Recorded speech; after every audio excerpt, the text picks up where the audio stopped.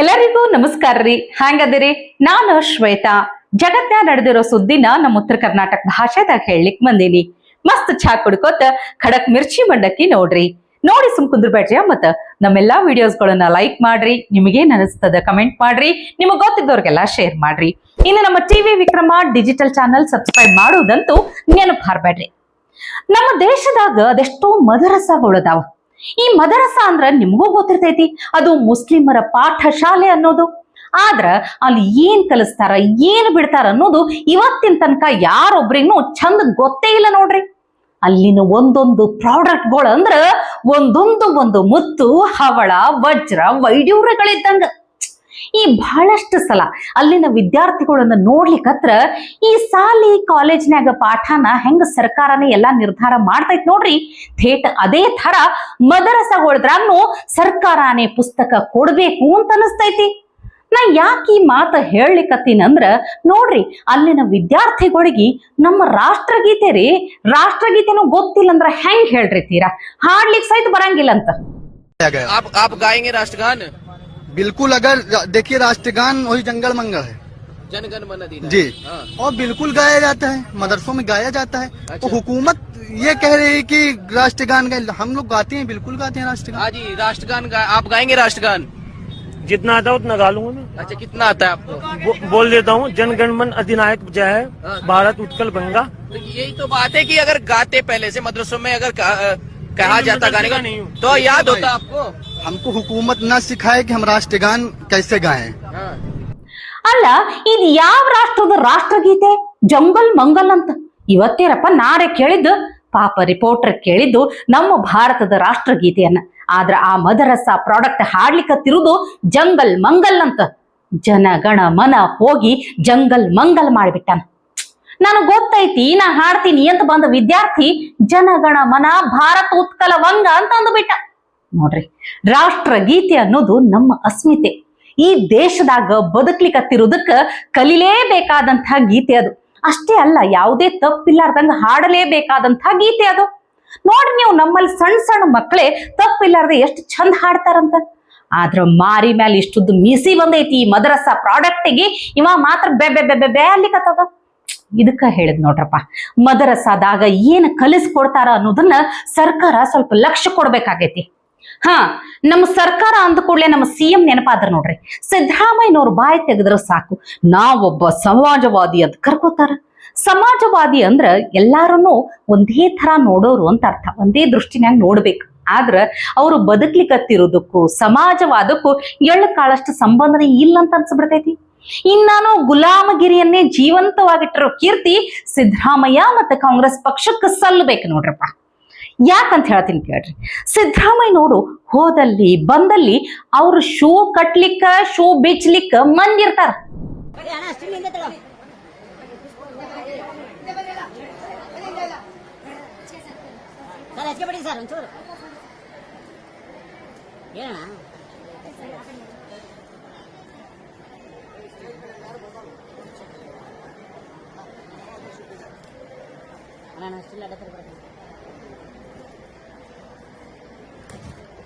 ಮನಿಕಂಬಿಡು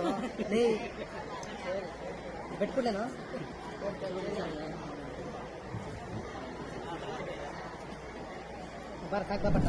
ಇದನ್ನು ನೋಡಿದಾಗ ಗುಲಾಮಗಿರಿ ಅಲ್ಲಾರ್ದೆ ಮತ್ತೇನ್ ಅನಿಸ್ತದ ಹೇಳ್ರಿ. ಅದು ಬೇರೆ, ಆ ಕಾಂಗ್ರೆಸ್ ಚೇಲ ಶೂ ಬಿಚ್ಚು ಮುಂದೆ ಕೈಯಾಗ ಧ್ವಜನೇ ಹಿಡ್ಕೋಣ ನೋಡ್ರಿ. ಅದು ಸಿದ್ದರಾಮಯ್ಯನವ್ರಿಗೂ ಕಾಣ್ಲಿಕ್ಕತ್ತದ, ಆದ್ರೆ ಏನೂ ಹೇಳಲೇ ಇಲ್ಲ. ಆ ಮಬ್ಬ ಗುಲಾಮನಿಗೆ ಕೈಯಾಗ ಧ್ವಜ ಹಿಡ್ಕೊಂಡು ಶೂ ಬಿಚ್ಚಬಾರ್ದು ಅನ್ನೋ ಕಾಮನ್ ಸೆನ್ಸ್ನು ಇಲ್ಲ ನೋಡ್ರಪ್ಪ. ಇದನ್ನೆಲ್ಲಾ ನೋಡಿ ನಾವು ಸುಮ್ ಕುಂದಿರ್ಬೇಕು. ಮತ್ ಏನ್ ಮಾಡ್ಬೇಕು ಹೇಳ್ರಿ, ನಮ್ಮ ಹಣೆ ಬರ ಹಿಂಗೆ ಐತಿ. ಇದು ಎಂಥ ಸೋಗ್ಲಾಡಿತನ ಅನ್ನೋದು ಅರ್ಥನೇ ಆಗೋದಿಲ್ಲ. ಹೇಳೋದು ವೇದಾಂತ, ತಿನ್ನೋದು ಬದ್ನಿಕಾಯಿ ಅಂದ್ರೆ ಹೆಂಗ್ ನಡಿತೈತಿ ಹೇಳ್ರಿ. ಇನ್ನಿ ಪಪ್ಪು ಮತ್ತು ಪಿಂಕಿ ಅಂತ ಒಂದು ಕಾಮಿಡಿ ಸಿನಿಮಾ ಮಾಡಿದ್ರ ಗ್ಯಾರಂಟಿ 100 ದಿನ ಓಡ್ತೈತಿ ನೋಡ್ರಪ್ಪ. ಈಗಾಗ್ಲೇ ಅವ್ರು ಕೊಟ್ಟಂತ ಕಂಟೆಂಟ್ ಆ ಮಟ್ಟಕ್ಕೈತಿ. ಹೋದಲ್ಲಿ ಬಂದಲ್ಲಿ ಏನೋ ಒಂದು ಮಾತಾಡ್ಲಿಕ್ಕೆ ಹೋಗಿ ಇನ್ನೇನೋ ಮಾತಾಡಿ ಎಡವಟ್ಟು ಮಾಡ್ಕೊಳ್ಳೋದೇ ಈ ಅಣ್ಣ ತಂಗಿಯರ ಸ್ಪೆಷಾಲಿಟಿ ಅಂತ ಹೇಳ್ಬೇಕು ನೋಡ್ರಪ್ಪ. ಅದೇ ನಮ್ಮ ಮಾಜಿ ಕುಸ್ತಿಪಟು, ಹಾಲಿ ಕಾಂಗ್ರೆಸ್ ಕಟ್ಟಾಳು ವಿನೇಶ್ ಫೋಗಟ್ ಅವರು ಕಾಂಗ್ರೆಸ್ ಪಕ್ಷನ ಸೇರಿದ ಮ್ಯಾಲ ಬ್ಯಾಡ ಅಂದ್ರು ಸಹಿತ ಕಾಂಗ್ರೆಸ್ ಪಕ್ಷನ ಹೊಗಳೇಬೇಕಾಗಿ ಬರ್ತೈತಿ. ಮತ್ತ ಹೌದು, ಹೌದು, ನನಗ ಆಶ್ಚರ್ಯ ಅನ್ಸುದು ಹೊಗಳಿಕ್ಕೆ ಏನದ ಅಂತ ಹೇಳಿ. ಈ ಮೂರ್ ಅವಧಿಯಿಂದ ಸೋತ್ ಹೋದ್ರು ಅನ್ನೋದನ್ನ ಹೇಳಿ ಹೊಗಳಿಕ್ ಆಗ್ತದೇನ್ ಹೇಳ್ರಿ? ಹೋಗ್ಲಿ ಬಿಡ್ರಿ. ಇಲ್ಲ, ಈ ಸಲ ಒಂದು 3 ಅಂಕಿನೂ ದಾಟ್ಲಿಲ್ಲ ಅನ್ನೋದ್ರ ಬಗ್ಗೆ ಹೇಳ್ಕೊಳ್ಳಿಕ್ಕರೆ ಆಗ್ತದ? ಹೆಂಗಾಗ್ತದ? ಆಗುದಿಲ್ಲ. ಹಿಂಗಾಗಿ ಏನೋ ಒಂದು ಇಲ್ಲ ಸಲ್ಲದ ಸುಳ್ಳುಗಳನ್ನು ಹೇಳ್ಬೇಕಾಗಿ ಬರ್ತೈತಿ. ಹಿಂಗಾಗಿ ವಿನೇಶ್ ಫೋಗಟ್ ಅವರು ಒಂದು ಹಸಿ ಸುಳ್ಳು ಹೇಳ್ಬಿಟ್ರು. ಅದ ಏನಂದ್ರ, ನಾವು ಒಲಿಂಪಿಕ್ಸಿಗೆ ಹೋಗೋದ್ರಾಗ ಪ್ರಿಯಾಂಕಾ ವಾದ್ರಾ ಅವರ ಸಹಾಯ ಐತಿ ಅಂತ ಅಂದ್ಬಿಟ್ರು. आपने मेरे को देखा होगा ओलंपिक्स में खेलते हुए, लेकिन अगर मैं ये बात बोलूं कि ओलंपिक्स में अगर मैं गई हूं उसमें सबसे बड़ा हाथ प्रियंका गांधी जी का है, तो ये बात बिल्कुल झूठ नहीं होगी. ಈ ಮಾತು ಕೇಳ್ದಾಗಿನಿಂದ ಇದು ಹೆಂಗಂತ ನನಗರೆ ತಿಳಿಯಲಾಗೈತೆ ನೋಡ್ರಪ್ಪ. ಅರ್ಥ ಆದವ್ರು ಕಮೆಂಟ್ ಮಾಡಿ ತಿಳಿಸ್ರಿ. ನನಗಂತೂ ಅರ್ಥ ಆಗಿಲ್ಲ. ಯಾಕಂದ್ರ ವಿನೇಶ್ ಫೋಗಟ್ ಹೆಸರನ್ನ ಫೈನಲ್ ಮಾಡಿದ್ದು ಭಾರತ ಸರ್ಕಾರ. ಕೇರಳದಲ್ಲಿ ಕೋಟಿ ರೊಕ್ಕ ಕೊಟ್ಟು ಟ್ರೈನಿಂಗಿಗೆ ಹಚ್ಚಿದ್ದು ಭಾರತ ಸರ್ಕಾರ. ಅವರ ಪರ್ಸನಲ್ ಡಯಟಿಷಿಯನ್ ಏನು, ಅವ್ರ ಟ್ರೇನರ್ ಏನು, ಇದೆಲ್ಲಾ ವ್ಯವಸ್ಥೆ ಸೌಲಭ್ಯ ಒದಗಿಸಿದ್ದು ಭಾರತ ಸರ್ಕಾರ. ಅನರ್ಹತೆಯನ್ನು ಪ್ರಶ್ನಿಸಿ ಹೋರಾಟ ಮಾಡಿಸ್ಲಿಕ್ಕತ್ತಿರೋದ್ನು ಭಾರತ ಸರ್ಕಾರನೇ. ಆದ್ರ ಫೋಗಟ್ ಲೆಕ್ಕದಾಗ ಒಲಿಂಪಿಕ್ಸ್ ಹೋಗುವಲ್ಲಿ ಪ್ರಿಯಾಂಕಾ ವಾದ್ರಾ ಅವರ ಕೈ ಐತೆ ಅಂತ. ಹಂಗ ಯಾರವ್ರಂತ ನನಗೆ ಅರ್ಥ ಆಗಲಾಗ್ಯದ. ಅವ್ರೇನ್ MP ನಾ MLA ನಾ ರಾಷ್ಟ್ರಪತಿನ? ಹೇ ಬಿಡ್ರಪ್ಪ, ಅದು ಬಿಡ್ರಿ. ಈಗ ಫೋಗಟ್ಗ ಹೊಗಳೇಬೇಕಾಗಿತ್ತು, ಏನೋ ಒಂದು ಹೊಗಳಿ ಮಾತಾಡಿದ್ರು ಅಂತ ತಿಳ್ಕೊಂಡು ಸುಮ್ಮನಿದ್ ಬಿಡೋಣ. ಆದ್ರ ಎಡ್ವಟ್ಟು ಮಾಡ್ಕೊಳ್ಳುದ್ರಾಗ ರಾಹುಲ್ ಗಾಂಧಿಗಿಂತ ನಾ ಏನೂ ಕಮ್ಮಿ ಇಲ್ಲ ಅಂತ ತೋರಿಸಿದಂತ ಪ್ರಿಯಾಂಕಾ ವಾದ್ರಾ ವಿನೇಶ್ ಫೋಗಟ್ಗ ಸಸ್ತಾ ಬಿಲ್ಡಪ್ ಕೊಡ್ಲಿಕ್ಕೆ ಹೋಗಿ ಯಾಮಾರಿ ಬಿಟ್ರು ನೋಡ್ರಿ. ಮಾತಿನ ಭರದಾಗ ಹೇಳಿದ್ರು, ಸಂಘರ್ಷದಾಗ ಬಂದಳು, ಹೋರಾಡಿದಳು, ಒಲಿಂಪಿಕ್ ತನಕ ಹೋದಳು, ಆ ಸಂಘರ್ಷಕ್ಕೆ ತಕ್ಕುದಾದ ಫಲಾನು ಸಿಕ್ತು, ಪ್ಯಾರಿಸ್ ಒಲಿಂಪಿಕ್ಸ್ನಾಗ ಮೆಡಲ್ ಕೂಡ ಸಿಕ್ತು ಅಂತ ಅಂದ್ಬಿಟ್ರು. संघर्ष किया, लड़ी, ओलंपिक्स तक पहुंच गई और उसका संघर्ष का फल भी उसे मिला, मेडल मिला. पूरे देश को गर्व महसूस हुआ, पूरा देश खुश हुआ. ಒಂದು ಕ್ಷಣ ಇದನ್ನ ಕೇಳಿ ನಾ ಶಾಕ್ ಹೋಗುವುದೇನ್ ದೊಡ್ಡ ವಿಷಯ ಇಲ್ರಪ್ಪ. ಇದನ್ನ ಕೇಳಿ ಖುದ್ದು ವಿನೇಶ್ ಫೋಗಟ್ಗ ಶಾಕ್ ಆಗಿರ್ಬಿಟ್ಟಿರ್ತೈತಿ. ನಾ ಯಾವಾಗ ಮೆಡಲ್ ಗೆದ್ದೆ ಅನ್ನೋದನ್ನ ಚಿಂತೆ ಮಾಡ್ಕೊತ ಕುಂತು ಬಿಟ್ಟಿರ್ತಾರ ಅವ್ರು. ಮಂದಿನ ಉದ್ದೇಶಿಸಿ ಮಾತಾಡೋ ಮುಂದ ಸ್ವಲ್ಪರೇ ಕಾಮನ್ ಸೆನ್ಸ್ ಬಳಸ್ಬೇಕಿಲ್ಲ ಹೇಳ್ರಿ. ವಿನೇಶ್ ಫೋಗಟ್ ಮೆಡಲ್ ಗೆದ್ದಿಲ್ಲ, ಅನರ್ಹರಾದ್ರು ಅಂತ ಹೇಳಿ ದೇಶದಾಗ ಏನ ಕಮ್ಮಿ ಕೋಲಾಹಲ ಎದ್ದಿತ್ತೇನ್ ಹೇಳ್ರಿ? ಕಮ್ಮಿ ಗದ್ಲೆ ಎದ್ದಿತ್ತ? ಅದೆಲ್ಲಾನು ಪ್ರಿಯಾಂಕಾ ವಾದ್ರಾ ಇಷ್ಟು ಜಲ್ದಿ ಮರ್ತೇ ಬಿಟ್ರ? ಅಲ್ಲಿನ ಪುಡಾರಿಗಳು ರೊಕ್ಕ ಹಾಕಿ ಒಂದು ಮೆಡಲ್ ಕೊಟ್ರಲ್ಲ, ಅದನ್ನ ಇಸ್ಕೊಂಡ್ರಲ್ಲ, ಕಮ್ಮಿ ಅವಮಾನದ ಸಂಗತಿ ಏನ್ ಹೇಳ್ರಿ?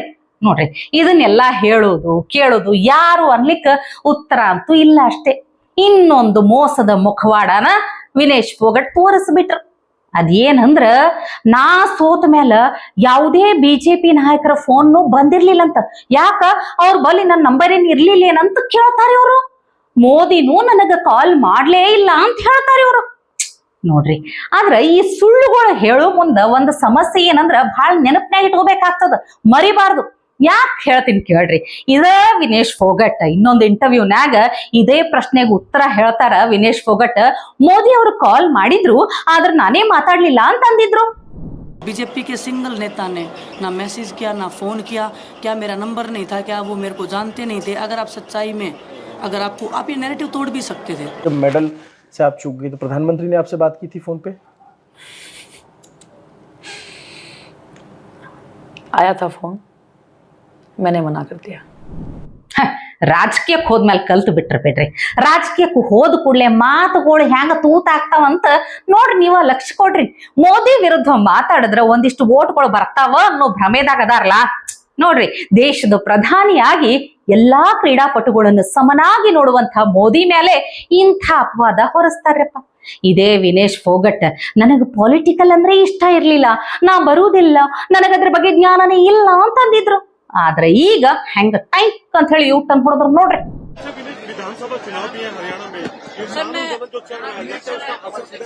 मुझे नहीं पता पॉलिटिक्स का, मुझे पॉलिटिक्स का इतना नॉलेज नहीं है. सच्चाई बता रही हूँ, कभी इतना उसमें डीप में गई नहीं हूँ. आप खेलों की पूछोगे तो मैं बता सकती हूँ. कांग्रेस का दिमाग में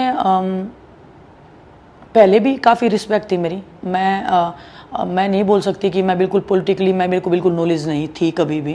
मैं बहुत इंटरेस्ट लेती हूँ, चाहे स्पोर्ट्स हो चाहे पॉलिटिक्स हो. मैं बहुत न्यूज़ रीड करती हूँ, पेपर रीड करती हूँ और कोई भी इंटरव्यू देता है बड़ा पॉलिटिशियन, या क्या चल रहा है देश में, संसद में जब भी कभी बहस होती है किसी स्ट्रॉन्ग मुद्दे पे, मैंने सुने हैं, बहुत सारे सुने हैं, तो मैं अवेयर हूँ, हर तरीके से अवेयर थी। ಅದಕ್ಕೆ ಹೇಳಿದ್ರಿ ರಾಜಕೀಯ ಅನ್ನೋದು ಒಬ್ಬ ವ್ಯಕ್ತಿಯನ್ನ ಹೆಂಗ್ ಚೇಂಜ್ ಮಾಡ್ತೈತಿ ಅನ್ಲಿಕ್ಕ ವಿನೇಶ್ ಫೋಗಟ್ನೆ ಒಂದು ಎಕ್ಸಾಂಪಲ್ ನೋಡ್ರಪ್ಪ. ಈ ಮದರಸಾದಾಗ ಕಲಿತಂತ ಮಕ್ಕಳಿಗೆ ರಾಷ್ಟ್ರಗೀತೆನೆ ಚಂದ ಹಾಡ್ಲಿಕ್ಕೆ ಬರುದಿಲ್ಲ ಅನ್ನೋದನ್ನ ಇವತ್ತಿನ ಕಾರ್ಯಕ್ರಮದ ಶುರುದಾಗ ನಾವು ತೋರಿಸಿದ್ವಿ. ಆ ಪ್ರಶ್ನೆಗೆ ಉತ್ತರ ಅನ್ನುವಂಗ ಒಂದು ವಿಡಿಯೋ ಐತಿ ನೋಡ್ರಿ. ರಾಷ್ಟ್ರಗೀತೆ ಯಾಕೆ ಅವ್ರಿಗೆ ಚಂದ ಹಾಡ್ಲಿಕ್ಕೆ ಬರುದಿಲ್ಲ ಅಂದ್ರ ಅವರಲ್ಲಿ ರಾಷ್ಟ್ರ ಭಕ್ತಿ ಅನ್ನೋದೇ ಎಳ್ಳು ಕಾಳಷ್ಟು ಇಲ್ಲ. ಹೆಂಗಂತೈತಿ ನೋಡ್ರಿ ಹುಡುಗ. क्या मुर्दाबाद हिंदुस्तान जिंदाबाद बोलो। मुर्दाबाद तुम हिंदू मुस्लिम मुस्लिम हिंदुस्तान जिंदाबाद नहीं बोलोगे? नहीं बोलेंगे। चले जाओगे बाबू जेल, भले से तुम छोटे हो। चले चले जाएंगे। हाँ इन्ना नहीं। ಎಷ್ಟು ಸಿಟ್ಟು ಬರ್ಲಿಕ್ಕಿಲ್ಲ ಹೇಳ್ರಿ. ನಮಗ ಅನ್ನ ನೀರು ಕೊಟ್ಟಂತ ಜಾಗ, ನಮ್ಮ ಬದುಕು ಕಟ್ಟಿ ಕೊಟ್ಟಂತ ದೇಶ ಇದು. ಇಲ್ಲಿ ಹುಟ್ಟಿದ್ದಕ್ಕ ಹೆಮ್ಮೆ ಪಡ್ಬೇಕು, ನಾವು ಖುಷಿ ಪಡ್ಬೇಕು. ನಮ್ಮ ದೇಶ, ನಮ್ಮ ಭಾರತ ಅನ್ನುವಂಥ ಭಕ್ತಿ, ಅಭಿಮಾನ, ಗೌರವ, ಹೆಮ್ಮೆ ಎಲ್ಲಾ ಇರಬೇಕು.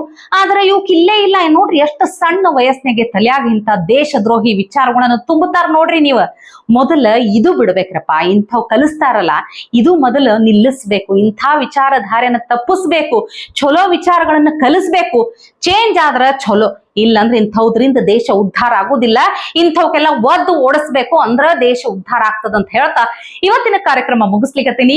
ನಾಳೆ ಇಂಥವೇ ಮತ್ತೊಂದಷ್ಟು ಸುದ್ದಿ ತರ್ತೀನಿ. ಚಾ ಇಟ್ಕೊಂಡು ಮಿರ್ಚಿ ಮಂಡಕ್ಕಿ ನೋಡ್ಲಿಕ್ಕೆ ಕಾಯ್ಕೊಂಡಿರ್ರಿ. ಟಿವಿ ವಿಕ್ರಮ, ದೇಶ ನಿಮ್ಮ ಕೈಯಲ್ಲಿ. ಈ ಕಾರ್ಯಕ್ರಮ ನಿಮಗೆ ಇಷ್ಟ ಆಗಿದ್ದಲ್ಲಿ ಲೈಕ್, ಶೇರ್ ಹಾಗೂ ಕಮೆಂಟ್ ಮಾಡಿ. ಟಿವಿ ವಿಕ್ರಮದ ಕಾರ್ಯಕ್ರಮಗಳನ್ನು ನಿರಂತರವಾಗಿ ವೀಕ್ಷಿಸಲು ಸಬ್ಸ್ಕ್ರೈಬ್ ಮಾಡಿ, ಬೆಲ್ ಐಕನ್ ಒತ್ತಿ.